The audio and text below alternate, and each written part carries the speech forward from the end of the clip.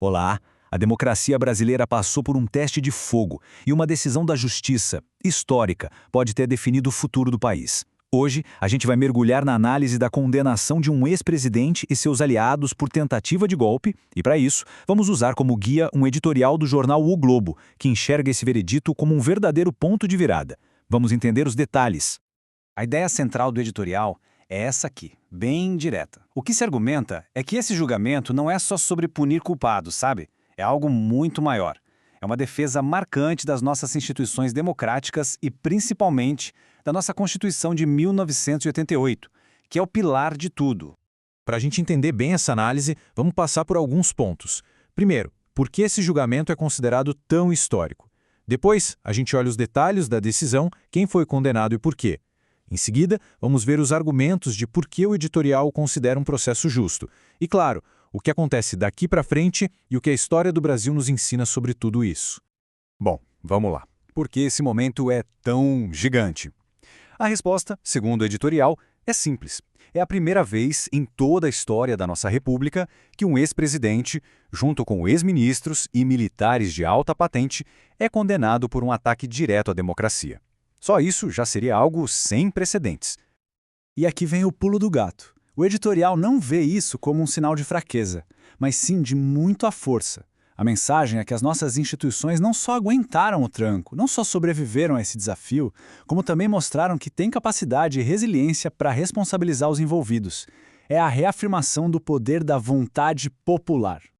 Certo, então vamos sair um pouco da análise e ir para os fatos, para os detalhes mesmo. Quem foi condenado, quais foram as penas, vamos dar uma olhada nos nomes e nos números que saíram dessa decisão do Supremo Tribunal Federal. Agora, o interessante aqui são os detalhes. As penas são bem pesadas, né? A gente está falando de figuras do alto escalão do governo anterior, do ex-presidente, a ministros e até o comandante da Marinha. E vale a pena notar duas coisas. A pena bem menor para o Mauro Cid, que é resultado do acordo de delação premiada dele, e a consequência extra para o Alexandre Ramagem, que além da prisão, também perdeu seu mandato de deputado. E por quais crimes exatamente eles foram condenados? A lista é bem séria, dá uma olhada. Tentativa de acabar com o Estado Democrático de Direito, tentativa de golpe de Estado, participação em organização criminosa armada, dano qualificado e até deterioração de patrimônio. Ou seja, não foi pouca coisa. A corte entendeu que havia provas para todas essas acusações. Beleza, a gente já viu quem foi condenado e por quê. Mas aí fica aquela pergunta, né? Foi um julgamento justo?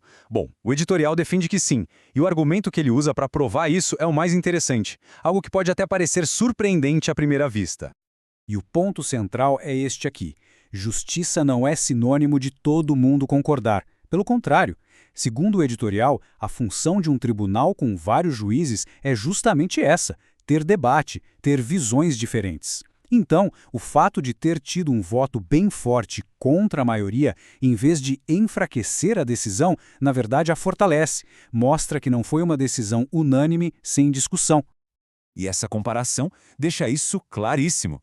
De um lado, 4 ministros convencidos pelas provas, votando pela condenação em todos os 5 crimes.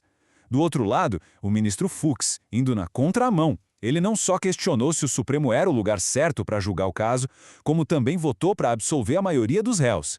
O ponto do editorial é que o voto do Fux praticamente abraçou os argumentos da defesa, ou seja, a defesa foi ouvida, foi considerada, mesmo que no fim não tenha prevalecido.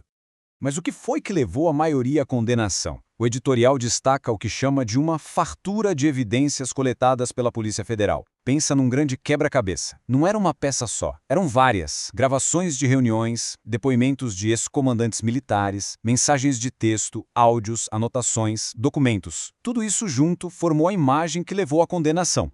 Certo, julgamento concluído. E agora? Para onde o Brasil vai? A análise do editorial muda de foco e começa a olhar justamente para o futuro, para o impacto dessa decisão daqui para frente.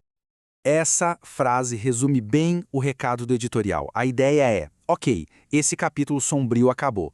Agora o Brasil tem a chance de virar a página, de deixar para trás esse extremismo político e focar no que realmente importa.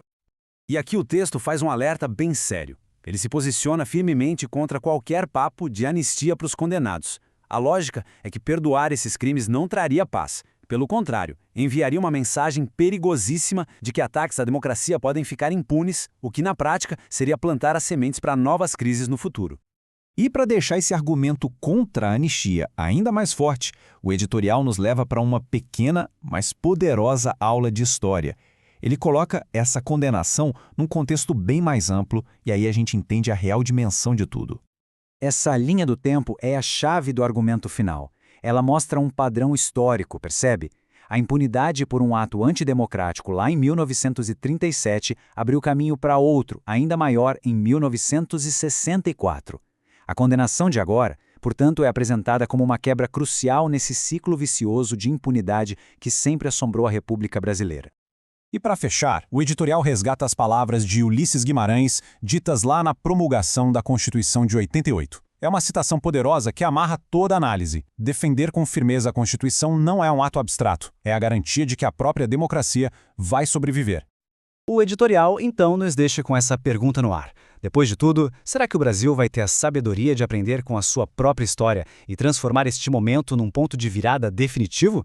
Uma resposta que, bom, só o tempo vai poder dar.